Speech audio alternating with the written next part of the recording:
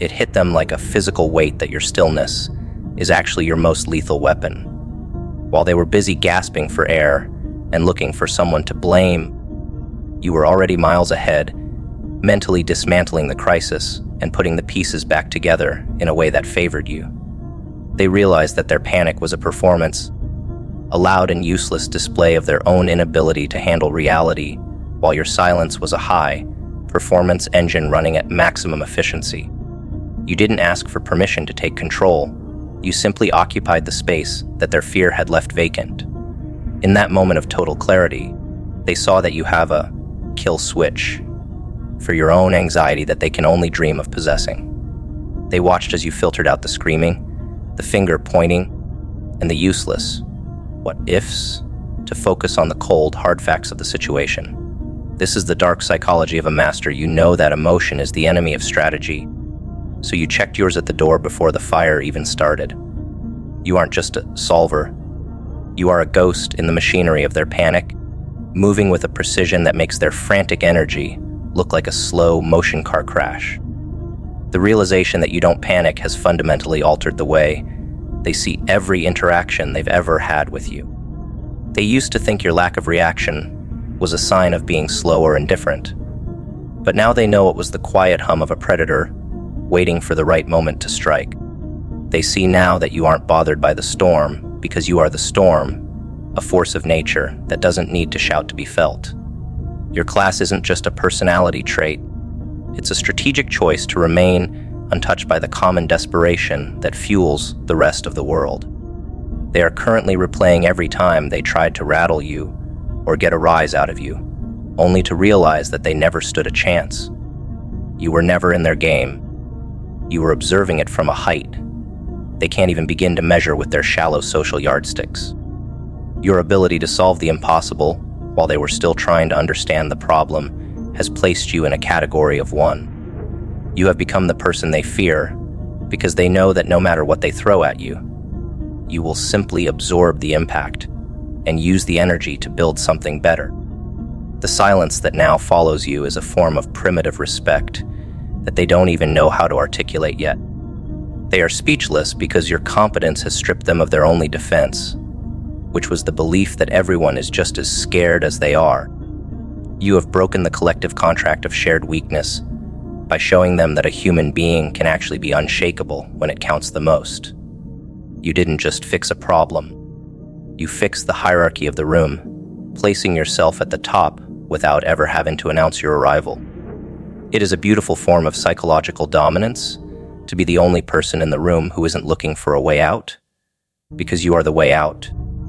They are clinging to your calm like a life raft in a dark ocean, realizing that their survival in any future crisis depends entirely on your willingness to stay centered. This dependency is the ultimate leverage, and you didn't even have to ask for it. They handed it to you the second they let their panic take over. You have mastered the art of being indispensable by simply remaining the most rational person in every chaotic situation. Every time a new challenge arises, they will look at you first, hoping to see a crack in your armor that would make them feel better about their own fragility. But you will give them nothing but the same cold-blooded precision and the same classy detachment that has become your signature move. You have trained them to expect results from you and noise from everyone else, a distinction that makes you the only person in their circle with actual, tangible power. You are the architect of the solution, and they are just the spectators watching the master at work. The dark truth of human nature is that people will always follow the person who doesn't fold, even if they claim to hate that person's coldness or arrogance. They call it gangster, because they can't find a better word for a person who has conquered the most basic human instinct, the urge to run away from danger.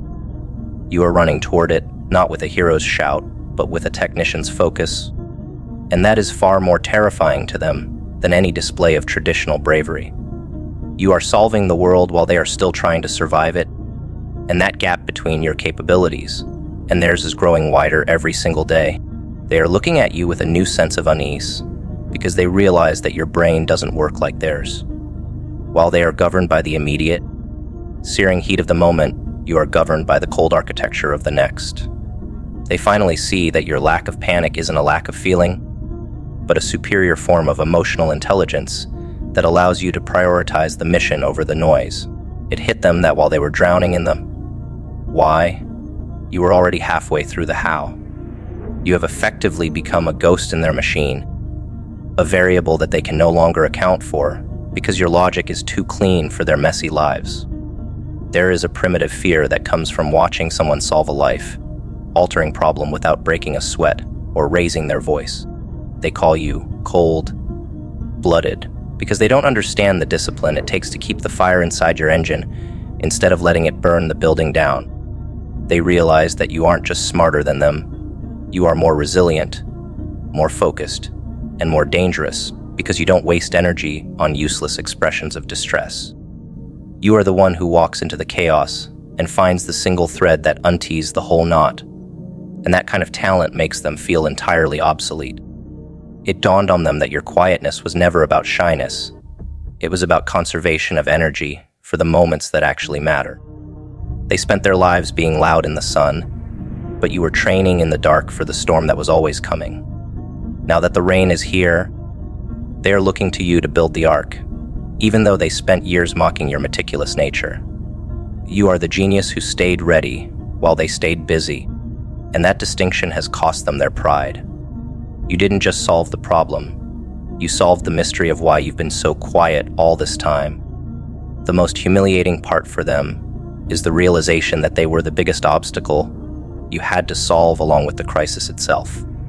They saw you work around their panic, ignoring their frantic suggestions and their hysterical questions, as if they were nothing more than background static on a radio. You treated their fear as a technical difficulty to be managed rather than a reality to be shared, and that level of detachment is what truly broke their spirit. You have redefined what it means to be a leader by showing them that the person who remains the most objective is the person who ultimately holds the keys to the kingdom. They are realizing that your classy demeanor is actually a tactical high ground that allows you to see the battlefield with total clarity. By refusing to get down in the mud with their panic, you kept your perspective sharp and your hands steady for the surgical work required to save the situation. They call you a gangster because you move with a level of cold, calculated intent that doesn't need a loud voice to command respect. You have shown them that a single, placed move from a calm mind is worth more than 1,000 desperate actions from a terrified crowd. You are the solver, and they are just the witnesses to your absolute dominance. In the aftermath, the silence that surrounds you isn't just about the absence of noise. It's the weight of their collective realization that you are fundamentally superior to the version of you they imagined. They are reevaluating every word they've ever said to you, realizing that you were likely solving them just as easily as you solved the crisis. You have become a living legend in their minds, a person who can't be rattled and who can't be beat because you've already figured out the solution before they even knew there was a problem. You are the genius of the endgame, moving clean and staying calm, while the rest of the world finally learns to shut up and watch. The silence that fills the room now is different. It is heavy with the realization that they were never really in your league. While they were busy performing for an audience, you were studying the physics of the stage. They realized all at once that you don't view a crisis as a threat, but as a series of data points to be organized and neutralized. This detachment is what truly terrifies them, because it means they can never use fear to control you. You have effectively made yourself immune to the primary weapon they use against the rest of the world. They are currently grappling with the fact that, while they were seeking comfort, you were seeking clarity. Dark psychology reveals that most people are addicted to the adrenaline of a disaster because it makes them feel alive without having to be productive. You, however, treated the emergency like a math problem, stripping away the drama until only the solution remained. They call you a genius because they can't imagine a brain that functions without the interference of ego. You moved so clean that you didn't even leave a trail of stress for them to follow or empathize with.